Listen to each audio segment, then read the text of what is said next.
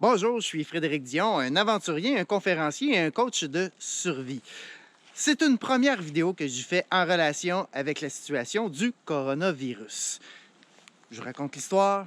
Vendredi 13 mars, je suis à la maison et là, on apprend les mesures que le gouvernement met en place pour éviter la contamination trop rapide du coronavirus.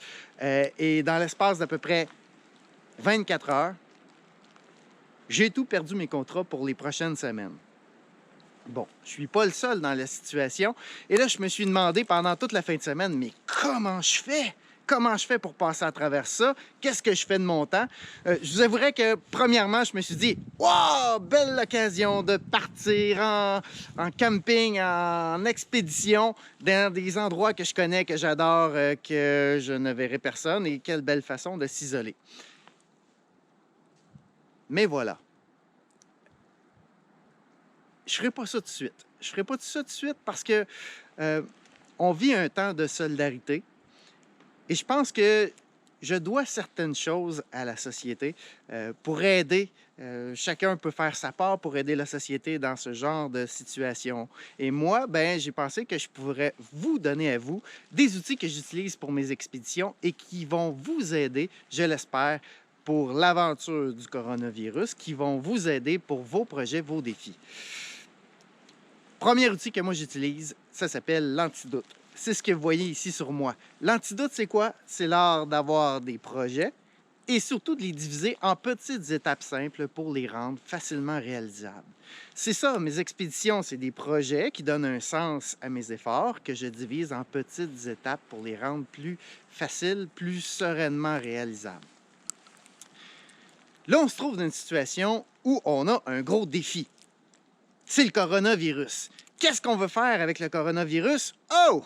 On veut aplatir la courbe, avoir une progression moins rapide du virus qui va permettre au système de santé d'absorber la présence de ce virus-là. Ceci dit, il y a peut-être des tours qui vont se jouer, des miracles, des vaccins, des choses en cours de route, mais présentement, notre stratégie sociale, c'est d'aplatir la courbe. Bon, moi, je peux vous faire des vidéos, je peux vous donner des techniques que j'utilise dans mes aventures. Et ça va peut-être faire la différence pour mieux vivre cette situation-là. Tantôt, j'écoutais la télévision, j'écoutais la radio, puis tout ce que j'entends, c'est des temps difficiles. Ouais, je comprends. Oui, c'est des temps difficiles, c'est une maladie, ça fait peur. Mais quand je suis en aventure, je ne parle pas de temps difficiles. Parce que là où on porte notre attention, ben ça prend de l'expansion dans notre esprit. OK? Donc, en expédition, je ne parlerai pas de temps difficile parce que quand c'est difficile, ça devient plus difficile, puis c'est difficile, puis là, tu finis par regarder, de trouver toutes sortes de petits facteurs qui te prouvent que, ouais, c'est difficile. Moi, ce que j'aimerais qu'on fasse avec le coronavirus, c'est qu'on parle de temps de solidarité. Parce qu'en fait, c'est ça. C'est un temps de solidarité.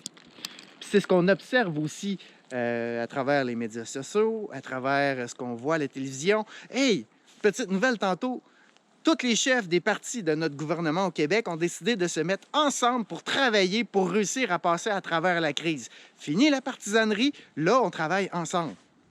Ça, c'est une nouvelle. Mais plus que ça va avancer, plus qu'on va transformer cette crise-là en quelque chose de plus positif pour réussir à passer à travers, parce qu'on est capable.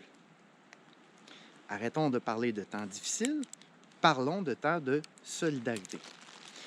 C'est ce que je fais en expédition. C'est un des trucs que j'utilise. Mais à travers les prochaines vidéos, j'ai voulu des vidéos qui étaient plus courtes, mais je vais vous en faire à tous les jours. Puis je vais vous donner des trucs que moi j'utilise pour réussir à passer à travers mes expéditions. Petite anecdote par rapport au temps difficile, juste en terminant.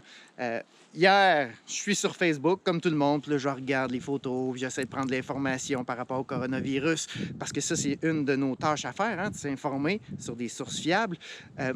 Et là, je vois une photo d'un étalage de nourriture qui est vide. Je suis comme, ah, OK, bon, il y a peut-être pénurie de nourriture autant que de papier de toilette. Je lis en dessous de la photo pour réaliser que cette photo-là a été prise dans mon épicerie d'un temps où est-ce que moi, j'étais là. Moi, j'étais là, Puis j'ai pas vu de tablette vide. Fait qu'en fait, la personne a probablement pris une photo de la seule tablette vide qu'il y avait dans mon épicerie, puis elle l'a mis sur Facebook en disant « Ah! Pénurie! » Faites pas ça. Ça, c'est une mauvaise façon de focusser sur ce qui va mal. Hein? Là où on porte notre attention, ça prend de l'expansion. Donc, première chose, fiez-vous pas trop sur ce que vous voyez sur Facebook. Attendez des sources fiables. Et portez votre attention là où ça vaut la peine. Première vidéo, je vous en fais d'autres pour les prochains jours. Si vous aimez ça, si vous avez des commentaires, si vous voulez la partager, bien faites-le parce qu'ensemble, on peut faire une différence puis on peut permettre à des gens de vivre cette période de solidarité-là plus sereinement.